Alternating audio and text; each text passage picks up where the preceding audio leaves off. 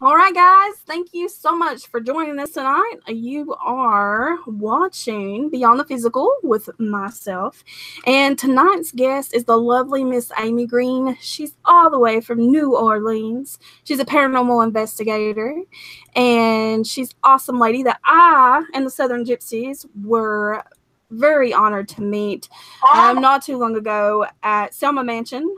Reap Investigations, Bill Reap put on the event up there. And just a little bit about Amy. Of course, she's a paranormal investigator. She does paranormal PR. She's a published author. She's the founder of ParaNOLA, and she does paranormal investigations, of course, in New Orleans.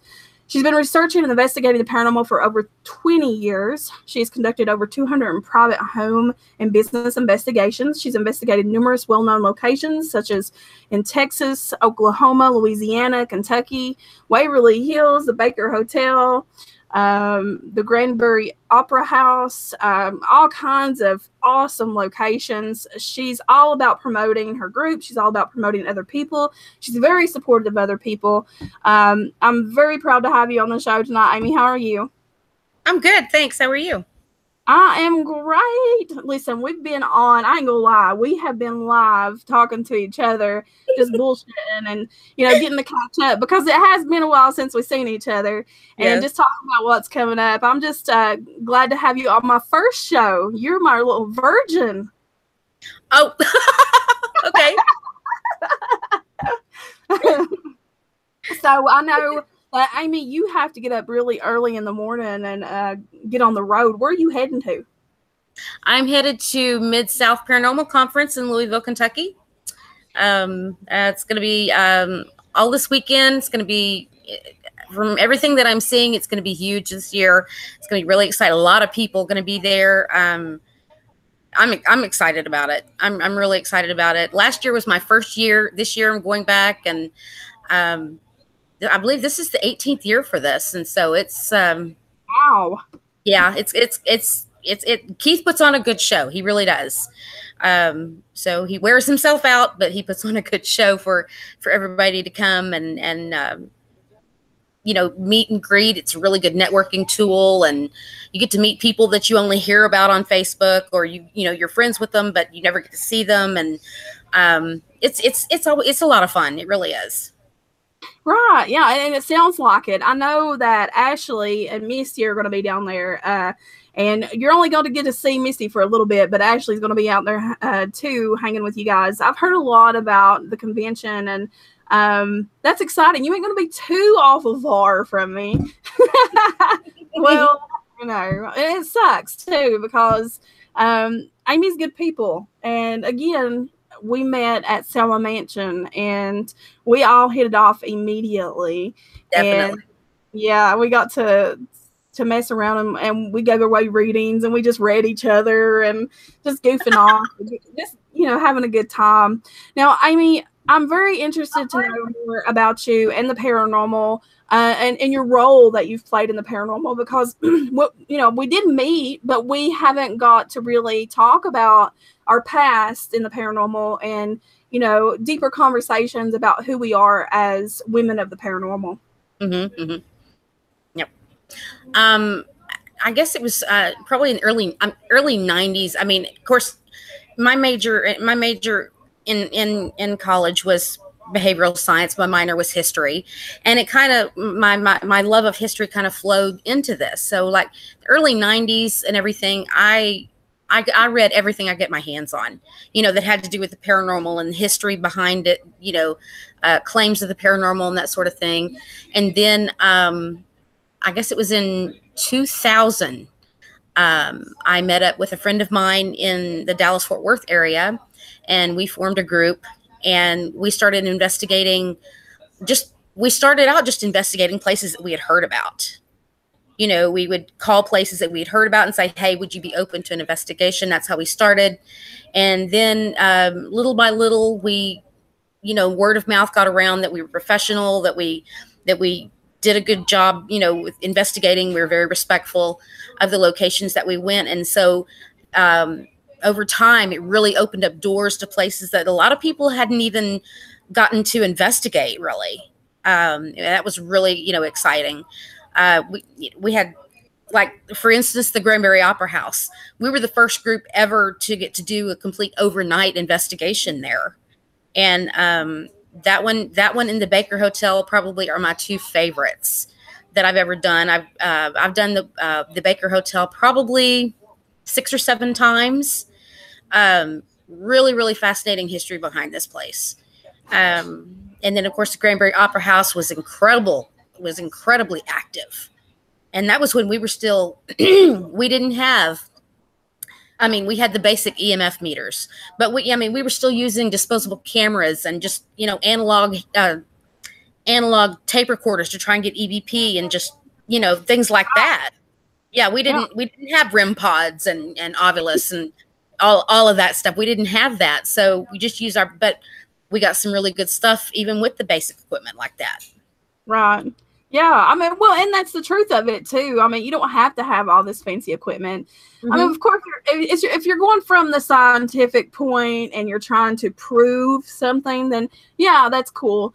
I think as paranormal investigators, I don't know how you feel about this, Amy, but you do it for so long, and especially if you have that psychic, intuitive part of yourself, you're like, you know what? I don't need to prove to people that this exists. I might have to validate for myself or prove to myself that, this did happen, because we all yearn for that validation. But I think it's really cool to hear people's beginnings of what brought them into the paranormal. So for you, Amy, what drew you into the paranormal? Were you always drawn, or knowing you was different? Because obviously, all of us are different in some ways, and that's what draws us to the paranormal itself anyway. Well, as far as, I don't know if it's, I've always been, like a horror movie flick. But I've always been like the jump out at you type scary horror movies. I don't like gore. And so that I've always been, since I was a kid, watching Friday nights with my grandmother, of all things, that's type of thing.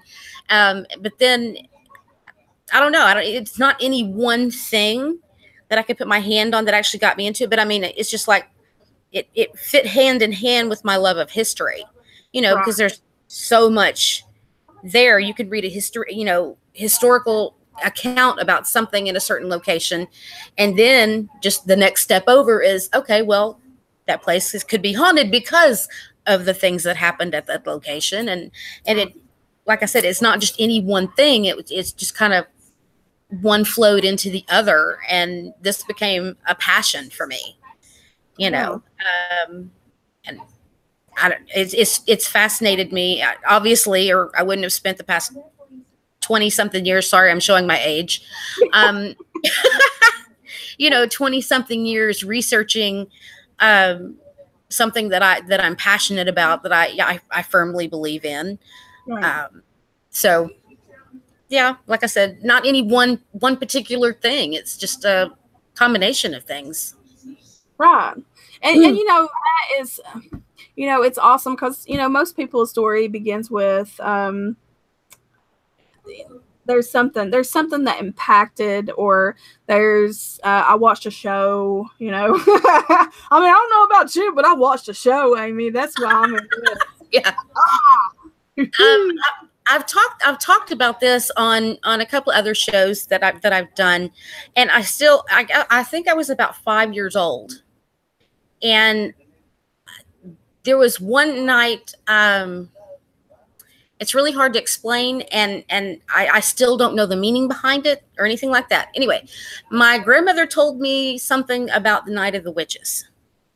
I don't know what that meant. She never went into detail with me, but there was one night that I was home, and I was laying in bed, and throughout the night, and it was just my mother and me. She was asleep in the other room, and throughout the night, I could hear it periodically. I don't even know how far apart they were, but it went on off and on all night long, and I never slept. And what you would picture the cackling of witches sounding like, or what people want to portray witches cackling. Yeah, I heard that off and on all night long. And it wasn't, there was no TV on. The neighbors were not anywhere near us. There was no radio on, no nothing, but I heard this off and on all night long. And that really made an impact on me, you know? So, I mean, it was, and I never have been able to explain that. Yeah. Well, you know, it's funny that you mentioned that, because I remember when I was a little girl, for whatever reason, I think my dad was working night shift. And one night we heard, because it was just me and my mom, and I heard a witch cackling outside the door. And my mom like opened the door and there was nothing there. And you know, it's way in the back of my head, but since you mentioned it, I was like, oh shit, I remember this. And then I remember stuff like, I don't know, things that we discount as children because our parents tell us to, and that's a big issue. That's why most of us are closed off, you know. But you know, it's little things like that that leave a big impact on who we are. And you know, it's something that is always a mystery in our life that we can always say, I wonder what that was. And, you know, eventually you're going to figure out what the hell that was. Because, I mean, you know, that's the way that this works. It really does. It might be 20, 30 years later, but by damn, guess what? I now know what that is. So right. Oh, I would love to figure out what it was. I really would. You know, my mother slept through it. She slept through the whole thing. Wow. So she didn't hear it, but I did. And I'm like, yeah, I don't know. I would love to figure out what it was. Right. But, absolutely. But that's all my grandmother would say was she said something about it. And I think it was like in the spring. It was in the springtime. And she just kept saying something about the night of the witches. And I don't know what that means. I have no idea what that means. Well, it's a new one on me. So, I mean, it's maybe something that, you know, I mean, if anybody's watching right now and they're listening, you know what the Night of the Witches is? It sounds like a good damn book or a movie. You can steal that, by the way. Right.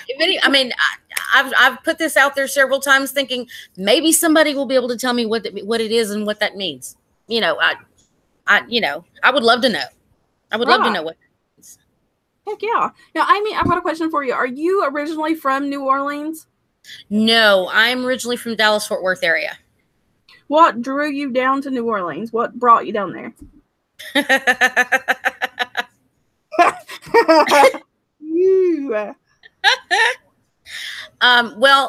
I've ever since I first came here, I felt a connection with New Orleans.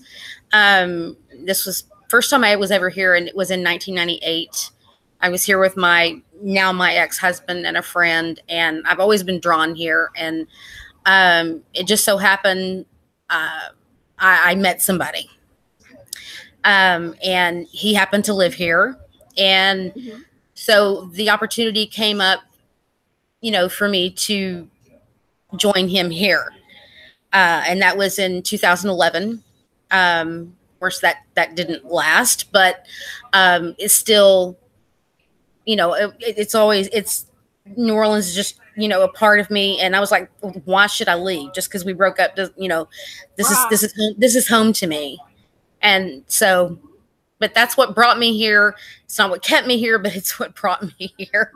No, I understand. And you know what? That's how spirit works. And it's just, you know, I always say there's no such thing as coincidences. And you're for a reason, obviously. Right. You know, again, we've just touched base on a few things about yourself, Amy, and part of the goal tonight is to learn more about you and learn more about what you're doing down there in New Orleans. And so what are you up to down there? Besides work, I've been over the past, I guess probably since I'm wanting to say end of February. You know, I've been traveling around quite a bit, doing different conventions and special events and everything, investigating. And then I've also been working with, I don't know if you know who she is, but she's a fixture here in New Orleans. I've been working with Bloody Mary. She's a voodoo priestess here in New Orleans. I've been working with her, doing some PR and promo work for her. She's opened up a new haunted museum. Actually, September will be a year since she opened it. And so I've been helping her quite a bit with different events that she's having at the museum. And as a matter of fact, her museum has actually been listed with world's largest ghost hunt on September the 29th. And I'm going to be working with her all day on that. And it's a fascinating museum. It really is. She's got an entire case of items that actually belong to Marie Laveau. Oh, wow. That's so cool. Yeah. And so, but I've been working with her quite a bit on different events. And then, let's see, of course, you know, I did the event in Ohio back in April. And then, of course, we were at the Selma Mansion, you know, together in June. Right. We've got, I've got Mid-South this month. And then, let's see, in September, I'm going to be working, of course, with Mary on the world's largest ghost hunt at her museum. And then we'll be back together. You and I will be back together in Ohio in April. I mean, in October, which, you know, super excited about. That's going to be a lot of fun. It's, you know, and that's a fascinating place. So yeah. I've never been, and that's what we were talking about earlier. And for you guys that are watching, and I am Facebook Live, so if you guys are watching and I'm not looking at you, the reason being we're on YouTube as well. So you guys can jump over to YouTube. The link is on my timeline. I'm trying to share it as much as I can. You can comment, ask questions. But yes, we're going to be at the Bel Air house. I've never been up there, but I've had Kristen on my friends list for a long time and go. And we're going up over with Mr. Bill Reap and the Reap Investigations. I love them all. They have become family to the Southern Gypsies. And, you know, it's just good people. And we're going to go up there and do a seance. And hopefully this will be a continuing thing. Not hopefully, but it definitely will be. I'm just going to put that out there in the universe. But because we have a good time. I think we have a connection that goes a little deeper in the roots than just happen to meet you at this event kind of deal. Oh yeah, definitely. I mean, you know, there was no awkward at all when we met. No. You know, and I was the same way with Bill and Chris and the Reap team. I was like, there was no awkward whatsoever. I mean, it was immediately, we just walked in, we were friends, and then by the end of the weekend, we were family. It's kind of like the way that, you know, we were with you guys, you know, at Selma. It was like, okay, so we're family now. That's good. It's all right. Right. And, you know, the girls and us, we like to make it good and awkward. I mean, we're so loud that, I mean, people would just come to the doorway to see what the hell is going on constantly. Because everybody was cackling and laughing and we're loud and, you know, because it's just a good time. So people were drawn to that room. And then, you know, you got Amy and you've got, you have to tell them, by the way, about your little show you got going on, girl. Because the video that I shared on there to Facebook, it's the lifestyles of the hot and fabulous. Yes. I started that about, it was funny, it was about 2 years ago during Mardi Gras. It was kind of like a spoof on lifestyles of the rich and famous. And so I took it to another level. And I was like, you know what? You know, these are my friends, and I think they're awesome people. They're incredible people, and you don't have to be rich and famous and all that other stuff to be hot and fabulous. So I started my own thing of lifestyles of the hot and fabulous, and so I do just like little blurbs, you know, here and there at the locations that I'm at, whether it be my friend's band show or whether I'm you know, at an investigation or whether I'm at a convention or something like that, and it just kind of just something little to, you know, make somebody feel special, you know, for lack of a better, you know, way to describe it. It's like everybody deserves to feel special. And so here we go. Lifestyles of the hot and fabulous. Yeah, I agree. I love it. Because something that we were talking about before we went live here tonight is about women in the paranormal and being able to uplift each other and to support each other. And it's just awesome because I think Amy does that in these videos, and just to make people feel like, their inner light shows, and it's cute. So you guys need to get over there on Facebook and like her page, because she just started her page up. She's been doing her videos, so we're on there, and all kinds of lovely other women are on there. Awesome. So now I have so many questions about like down there in New Orleans, because I've never been. The girls have, and everybody talks about. I mean, I hear mixed reviews. I hear, well, you shouldn't go right now, or there's too much violence going on right now. I know people personally that have went down there, and they have found like so much on their spiritual paths. Some of them don't want to come back. Some of them go back all the time.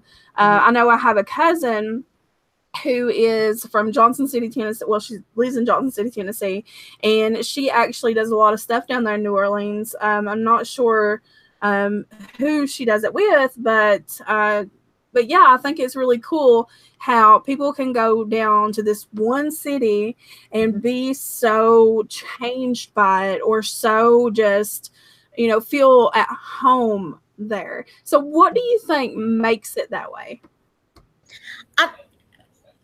I think it's not any one. I think there's just something about it that I have never been to a place that is so non-judgmental in my life. You can be anybody here and it doesn't matter. You can see somebody walking down. I mean, when everybody thinks of New Orleans, they think of Bourbon Street and beignets and and crawfish, and and that is part of it. But you can walk down Bourbon Street, you can see somebody in a bikini on one side of the street and a tux on the other side of the street. Right. This place is so diversified. You can be anybody. You can be anybody here, and it doesn't matter. Nobody's going to judge you. And if they do, they're not going to say anything out loud, obviously. But but I don't know. There's just a different energy here. I don't know if it's because of some of the violent history. There's behind. The city's almost burned down twice. Right. And you've got that energy, and then of course the energy. I'll be perfectly honest. The energy has changed quite a bit since Katrina. It really has. I want to say it's more raw. I don't know. I don't know why or how that all works. But I do believe it's more active, more raw after post Katrina. Yeah, it makes sense. Yeah, I mean that was so catastrophic. Obviously, I don't know what it is. For me, it was just like I said, the first time I came here was in 1998. I got here at like 1 o'clock in the morning after driving down after work on Friday. By Saturday afternoon, to a city I'd never been to before in my life, I was giving people directions to places. And I'm like, how I did that, I don't know. And it was just, some people just feel a kinship with it. Yeah. I don't know how to explain. I really don't know how to explain it. I don't. It's just, I don't know. Oh, I mean, I get it. No, I mean, some things you can't put in words, honestly, and I understand that. As far as the spirituality of it, and then you've got the different kinds of religion there, especially open religions like Santeria. I feel like I'm saying that wrong. Santeria. Santeria, yes. Santeria, hoodoo, voodoo. You got Catholicism. Yeah. So it's really cool, and that's probably, I think, a lot of it too is why people are drawn there, is because they have open, open places that they can be and practice and actually connect with others. Now, I think something too that a good question for you, because you always see how it's dictated with different kinds of religions there, or different kinds of, I guess, covens, you could say. Mm-hmm. Are they a lot of that rivalry down there, like people portray it to be? You mean rivalry between what? Between different types of groups, I guess you could say. Let's just go with covens. To be perfectly honest, the Wicca, I mean, it is a pretty dominant thing down here, but it's not real open. I don't know how it is in other parts of the country, but to actually become part of a coven here would be very, very hard. Even to become part of a college here would be very, very hard to do. I mean, there are shops that are open about it, and they sell the supplies that you need and the books that you need and all of that. But as far as getting, I don't know if it's competitive. It's just not. They're just not open to new people. I mean, they'll answer your questions, but as far as getting in and not infiltrating, that's a bad word, but as far as getting in with a coven or a college, that's hard to do. Yeah. Yeah. I mean, I've never been there. I don't know anything about New Orleans, except, it's what people say, how it's portrayed. Right. But ultimately, talking to people like you that's been there for a while, and I've listened to interviews with other podcast hosts that I've had on the network, and it's so interesting just to hear them talk. It's like a whole different atmosphere down there. And I even interviewed the cousin that I was talking about before. She said I went down there, and she said it was like I was there for a good minute. It was who she was in her past life. So it was really, really cool to hear her talk about New Orleans and how open they are and just how much energy they have down there as far as people like us who are more grounded and connected to the earth and who have different types of belief systems. All right. Yeah, it's always cool just to get I mean, I've talked to people who are not even in the paranormal or not even, just people who are from New Orleans. And I'm like, I always question them. I'm like, so I heard right now there's a lot of violence down there and I shouldn't go visit. And they was like, well, you kind of have to make common sense out of it. You don't go down certain areas after dark. I mean, that's just common sense here. You just, there's violence.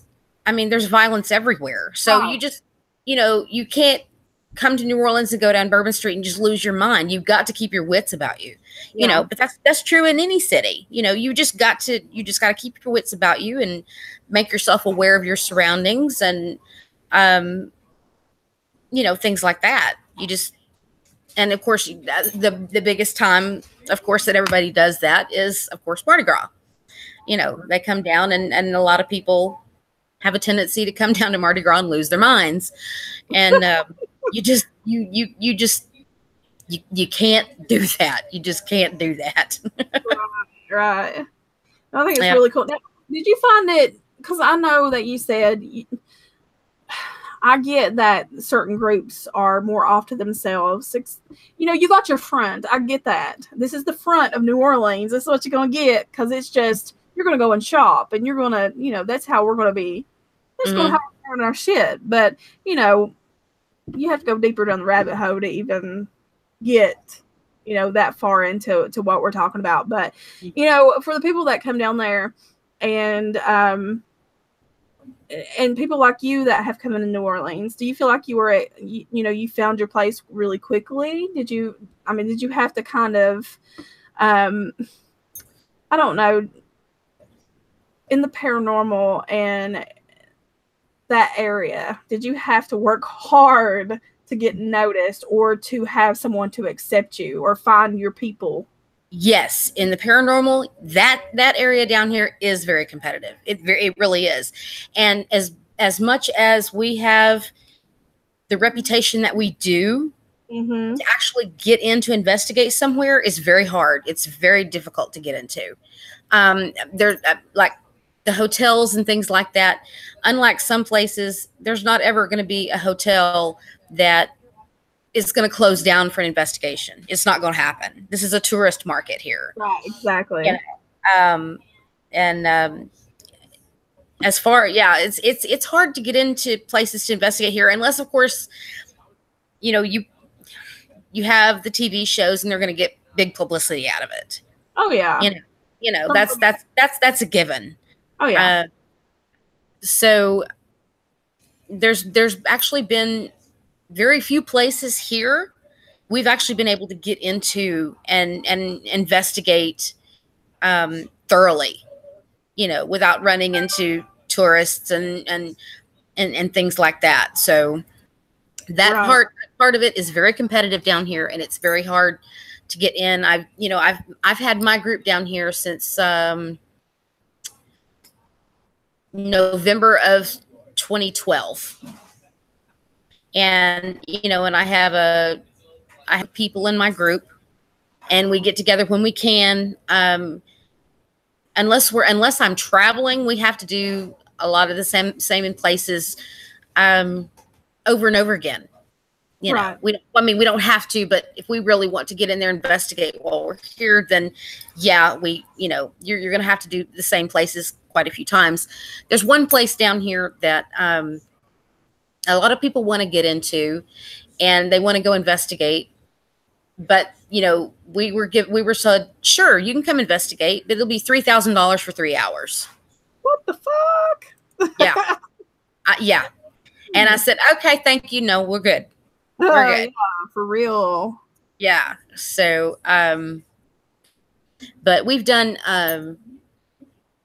The Monteleone that I've done, and the Bourbon Orleans, and a couple other places that I've done have just been basically on my own or with just a couple of my team members. We have to go to an area that's not as populated so that we can, see what we can see. And, and we will go out we've gotten some really, really good evidence and results out at the Chalmette Battlefield. That place is just, especially at night, is just teeming with it.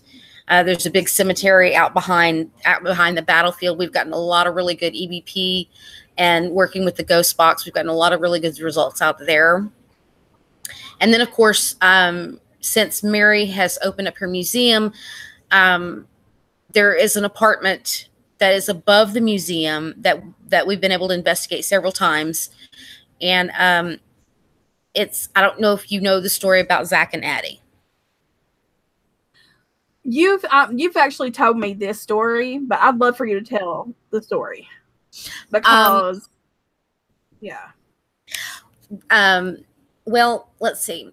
After Katrina, the French Quarter did not flood, and so there were quite a few of the people that stayed after the storm.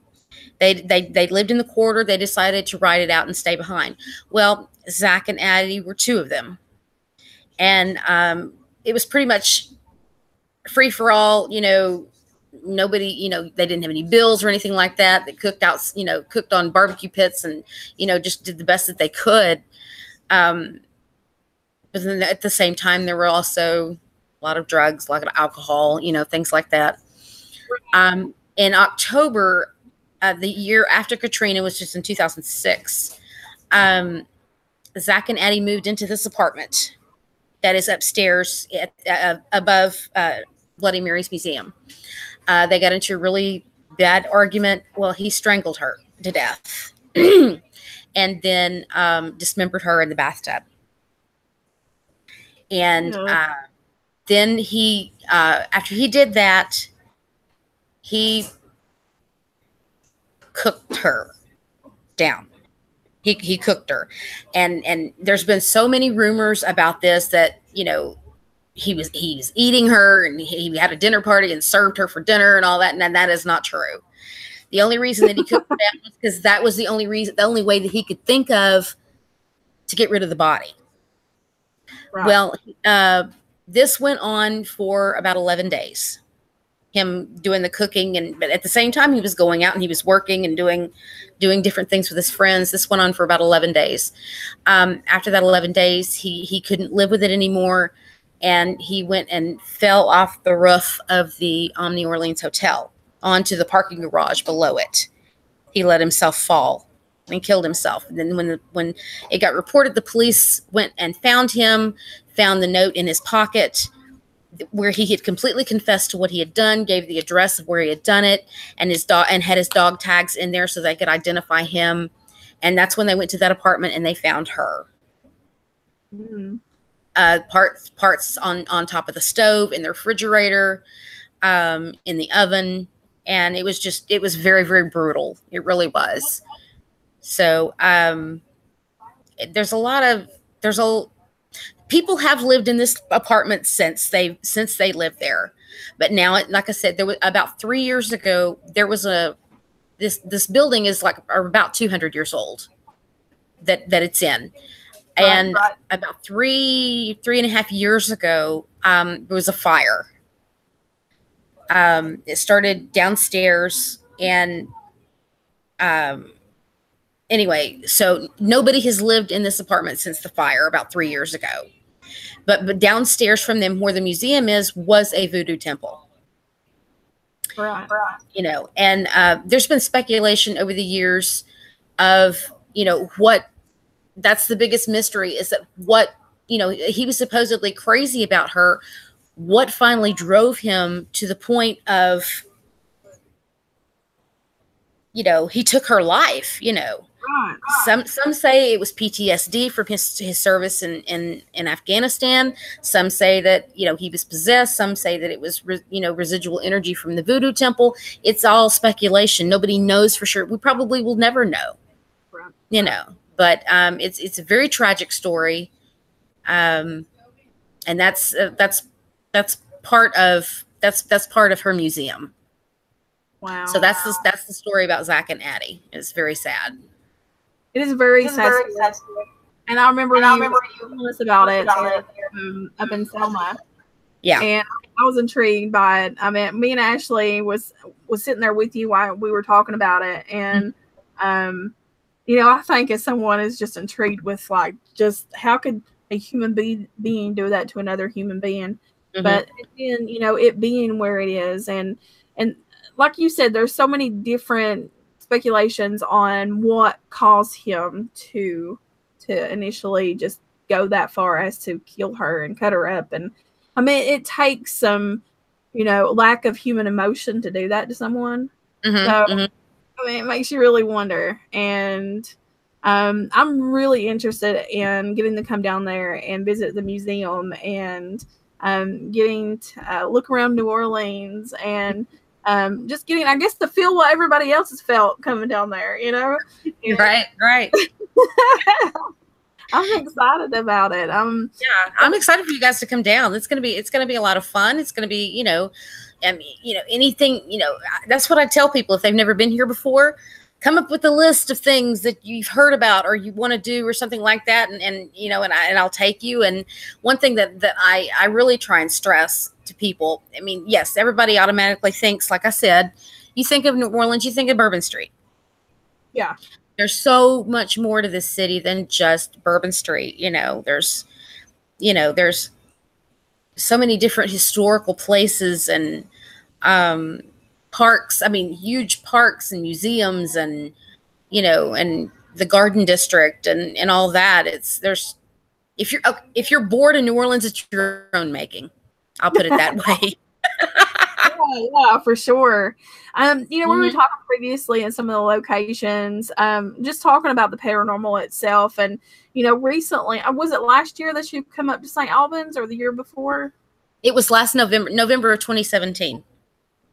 Yeah. You know what? Mm-hmm. You were up there. Like, I think we missed each other by a couple of months because Vibe Radio Network was up there and we had an event. I think it was either before or after you guys. So we missed each other by a few months.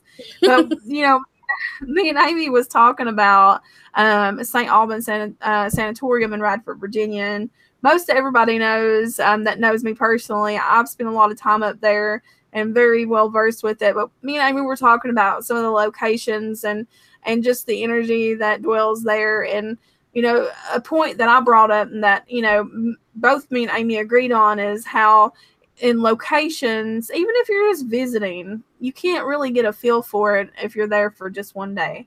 Right. So being able to go to a location and spend time with that location, feeling the energy, getting to know the energy, and letting the energy get to know you. Because believe it or not, the paranormal works that way. Spirits know your energy before you even arrive there. I don't know how you feel about that, Amy. I think it's possible. Yes. I guess I would like to tap into that area of myself, but I've never been sensitive or psychic or anything like that, and I've never claimed to be. Now, I have gotten certain places where, and because I don't believe that I am, if I get into a certain location or something like that, and my body says, "Well, you don't need to be here," then I listen to it. There's a reason my gut's telling me that. Right.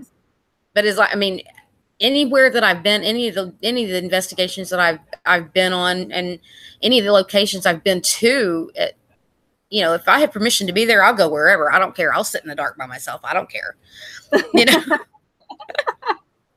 Yeah. I think it's funny that you mentioned I don't claim to be psychic or blah, blah, blah, blah, blah. I think you're full of shit. I love it. And I don't have any filters, so there you go. I think you're full of shit, guys. I learned that, but I mean, I've never tried to tap into that part. I mean, I go with the especially with private investigations. My background is in behavioral science and human behavior and things like that. And I don't know if I consider that intuitive or that's what I've studied for so long, and that's what I look for when I'm there.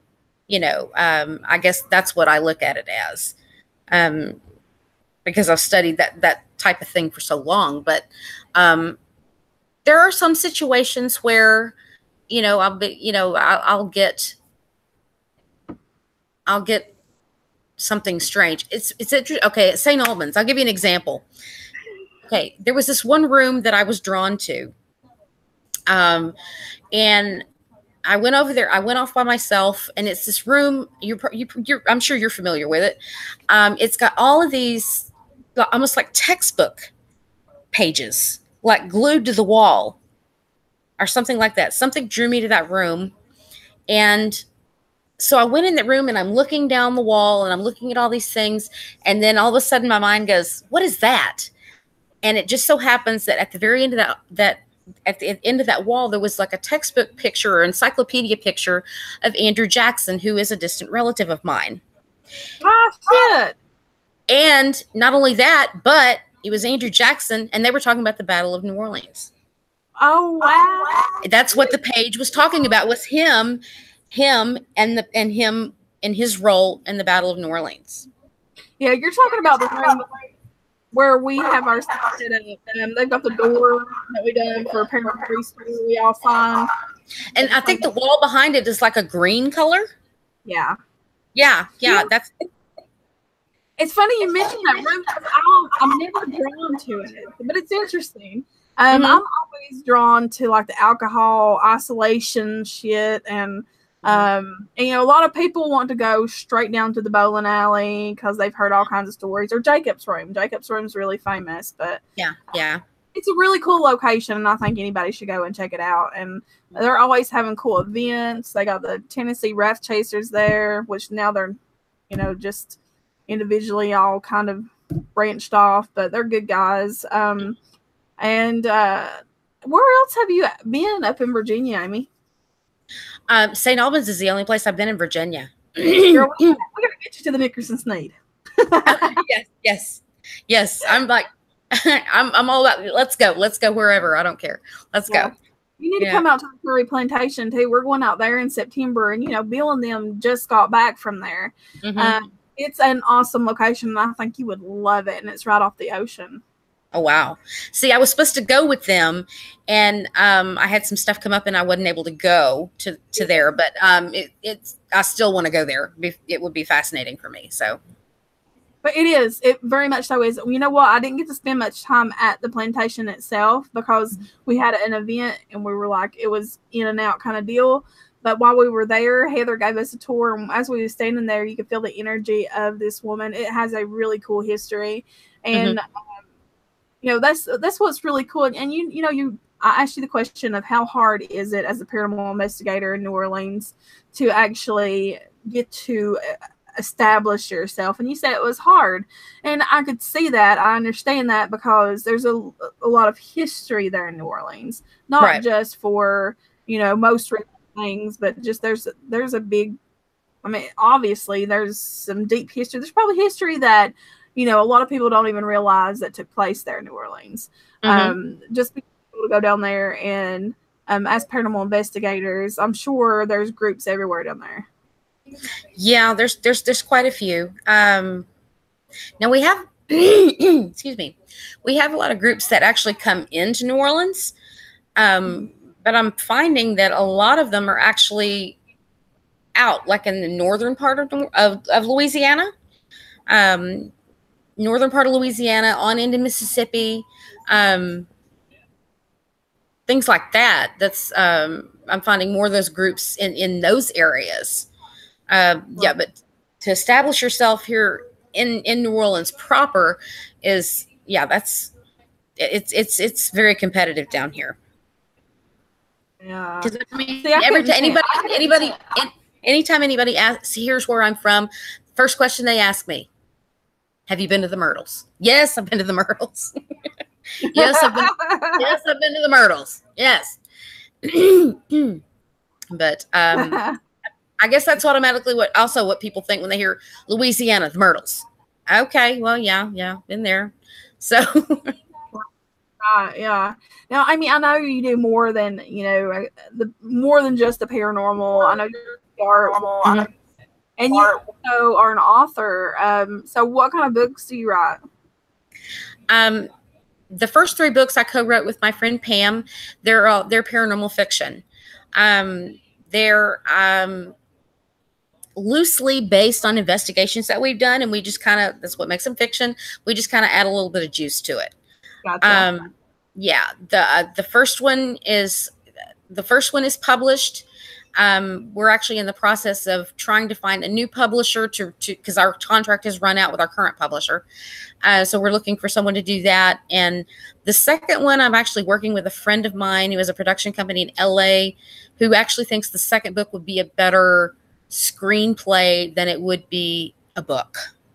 Oh, that's awesome. It would be easier to portray in movie form rather than a book form. So that's another thing that we're working on with that. Now the one that I'm currently working on, and I'll be completely honest, have writer's block on it. I haven't worked on it in probably about 3 months. It's autobiographical, and it's not only, it's like beginning, but a lot of it is surrounding my whole history with the paranormal and how I got into it, and that sort of thing. So, but I'm deadlocked on that right now, but I'm hoping to get to start working on that in the next, couple of months, get back to working on it. Yeah. Writing's not easy. I mean, I keep saying that I've been saying this for years. I'm going to get started on my book. Mm-hmm. And I'm like, here I am, because I'm ADD really bad. And I understand the writer's block, but do you feel like traveling and meeting new people helps inspire you? Yes, definitely. Definitely. Yeah. It gives me not only that, but, the different places that I've been gives me more to write about. Because, I mean, especially all these places that I'm going that I've never been before, which is really exciting for me. The first couple of years, I've been dreaming of just going and traveling and investigating different places and meeting new people for years. And I finally sat down and went, why do I keep wishing about it? Just get out there and do it. Yes. You're not going to get it done by wishing it. Get out there and save your money, do whatever, budget yourself, get out there and do it. Yeah, absolutely. And you know what? I know that feeling that you're talking about, because it's been about 3 years for me since I started hitting the road. And I've been so many firsts, and it's hilarious as shit because I had never had a Starbucks. I had never had Starbucks until 3 years ago. I had first time I've ever traveled, outside of a certain area. I drove 12 hours to Iowa, which I'd never seen Iowa. I've never seen Indiana. I've never seen all them places. I never, so many firsts for me, and it's amazing. And you know what? That's what keeps people humble, is because if, you were kept sheltered, or you just lived a lifestyle where, you wasn't encouraged to travel, or, it's just outside your realm of possibilities, which is not the realm of your possibilities. It very much so is just you holding yourself back. There's just the smallest things too, like damn Starbucks, and it's expensive and it sucks, but guess what? I had it for the first damn time 3 years ago. You gotta try it. Yeah, because I'm like, I have found, take for instance, you guys are a prime example. Since I have started traveling around and doing this, I have met some of the most fascinating people who have become like family to me. Like, you guys are like, whatever, if I need to ask a question or something, I know I'm like, oh, I'll just call Holly. And, but I was like, I've met some fascinating people, and who I love to encourage, and they encourage me, and they empower me to do, whatever. And it not only has it helped in my role in the paranormal, but I found that it helps me in my, in my personal life too. It's amazing to be affiliated with these people who are so positive, and those are the kind of people I want to surround myself with. So yeah, I've said that. I've been in the paranormal. I think it was 2012, our group. And before that, I was researching the paranormal because of my personal experiences. And when I first got into it, we were in our own little sheltered area here in the mountains, so we didn't know about any other groups. But then when we started getting out there, we realized that it was very competitive, and it was very cutthroat, and people are very nasty. And I always said, no offense to my other, out toward Richmond and all that area, but there's a lot of psychos out there. Because I started experiencing that side of Virginia, and I was like, damn, there's crazies everywhere. It was so it was so negative, and I'm like, oh, this is not me. I'm positive as shit. Like I shit my nose of positivity. Okay, that's not me. But and I finally realized, because after doing it for so long, you kind of get your roots in, and who you can connect with and who you can't connect with. You can't feed into the negativity. You can't go to someone's level. You do what you do because you love it, and you keep your head held high, and you just love the people that, have that same type of energy. So, that's my thing. And, I'm like you. I've met some very awesome people, and I'm still meeting awesome people. And it's that connection, that soul connection that you have, and they become part of your huge tribe. And it's just awesome. But I've got to tell you, I think that you're much stronger psychically than you think you are.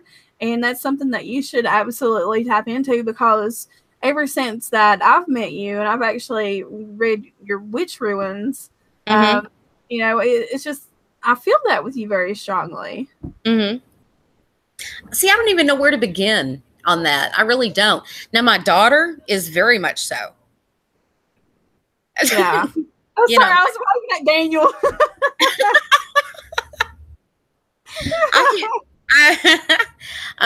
My daughter very much so is. Last year, she actually went to Mid-South with me, and her bucket list was Waverly. And so for her birthday, I took her to Waverly that weekend. 4th floor, she wouldn't touch with a 10-foot pole. She would have none of it. So, did somebody say something outrageous? Yeah, Daniel class. He said, positive. Daniel, I'm positive as fuck. Okay, thank you. I'm about to see you soon, buddy. We're gonna make it good and awkward. He was up in Pennsylvania for a day, And we had a good time hanging out too in the parking lot of the hotel. That's where we all met up. Poor Amy, she put in her headphones and she was jogging around the damn hotel. She's like, I just gotta go. I gotta go. I was like, what the hell is going on here? I gotta go. That's my decompressing thing is to put in you know, some good, you know, 3 days grace and just go walk for a minute, you know. So. She was at it, man. She was chugging along there. So we've got 3 minutes left of the show, and it doesn't feel like it. It feels like we've only been for like 20 minutes. Oh my gosh! Wow. Okay. Yeah, I know, right? Amy, it's been a pleasure having you on, and I definitely want to bring you on later, and we'll do some kind of women of the paranormal kind of deal. And I mean, I'll have you back on for sure. And I hope you have a safe trip tomorrow when you head out, and say hi to everybody for me. I will. Better take care of that Ashley chick down there because she can get in trouble sometimes. I'll watch out for her. All right. So a quick shout out. What do you have coming up? And give me your information, your Facebook, your whatever you want to share. Hit it, girl. Okay. Let's see. I've got Mid-South coming up this weekend. I've got the world's largest ghost hunt at Bloody Mary's Museum on September the 29th. And then, of course, we've got the Bel Air House the third weekend in October. I believe the first weekend in November, Keith Age is actually going to be here for a con, and I'll be going to that. And I'll be helping Mary out with that as well because she's going. Anyway, so my Facebook is Amy Green, AMI. It's also titled The Ice Queen. And if you can't find me that way, my email is beyondspooky@yahoo.com. And then, of course, I have my page. It's called Lifestyles in the Hot and Fabulous. So I'll be doing some live stuff this weekend with Lifestyles at Mid-South. So we're going to have fun with that. Yeah. But it sounds like you got a lot going on, and I'm excited for you. You know, we're actually, Keith is going to be at an event that we're, Rodney Shortridge and the Connor sisters are putting on in our neck of the woods, which is a big deal because we live in the boy, you got a pretty mouth kind of deal. You know? So Keith's coming out for that, and of course Southern is going to be there. But thank you so much, Amy, for coming on. I do appreciate you very much, and I love you, and I can't wait to see you soon. I love you. Thank you guys so much for tuning in tonight. It's my first show being back at it. I got more guests coming up. Daniel, if you're still watching, you need to come on my show for being me. No, we're gonna have a good time. We're gonna have a good time, and just a shout out. This weekend, the Southern Gypsies are going to be in Wytheville, Virginia, at the WivaCon, which is a Comic-Con that takes place there. And Ashley's actually going to be at Mid-South down there with Amy, and Missy's going to be there Friday night for the pre-party or whatever it's called. And yeah, we got a lot of stuff coming up ourselves, and I'll just plug it every week as I can. But I think next weekend, next weekend, whatever. Anyway, we've got a gallery reading going on at the Nickerson Sneed House before they convert it into a haunt. So check out the Nickerson Sneed House Facebook, guys. They put on an awesome haunt every year, and Rhonda, of course, is the owner of that. But thank you so much for tuning in, and I hope to see you next Wednesday. Peace out. Love you guys. Love you. See ya. Bye. Bye.